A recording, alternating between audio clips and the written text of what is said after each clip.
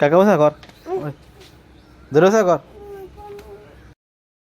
আজকে আমাদের পুকুরের চিতল মাছ রান্না হবে, তাই মাছ ভাজতেছি।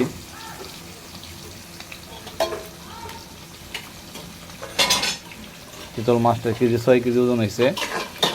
এই মাছটা এখন অল্প কিছু মাছ নিয়ে আজকে রান্না করবো আমরা।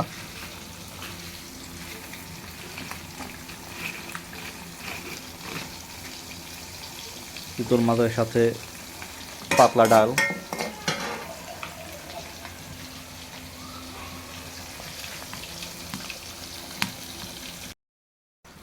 চলেতেছে পাতলা ডাল রান্না, সাথে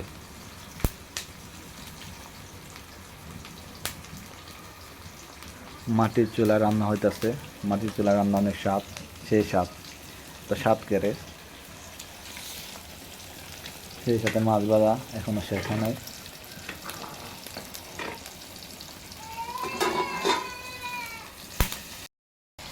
পাতলা ডালের সাথে চলেতেছে উস্তা ভাজি, করলা ভাজি, সেই সাথে আছে শাঁসরা মাছ পদ্মার, এটা একটু পরে রান্না করব।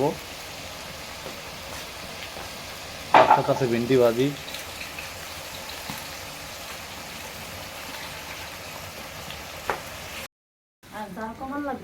চিতল মাছের পেঁয়াজ মেরে চলতেছে। দাও লবণ দাও ভাই, কটা পেঁয়াজ দিল, পেঁয়াজ না দিলে হইব না। কষানো হয়ে গেছে, এখন মাছ দেওয়া হবে। দাও মাছ দাও।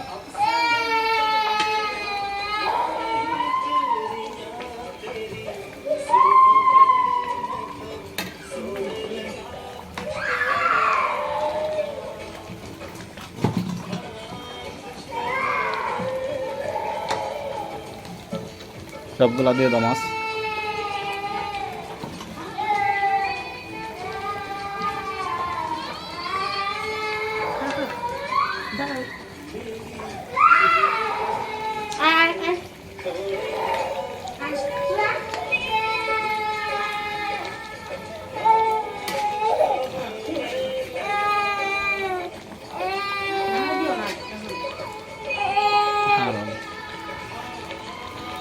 মাছ দেওয়া হয়ে গেল, বুঝতে পারছি এখনো হয় নাই, হইতেছে। অবশেষ মাছ ভুনা হয়ে গেছে। মাছ ভুনা, চিতল মাছ ভুনা, পাতলা ডাল,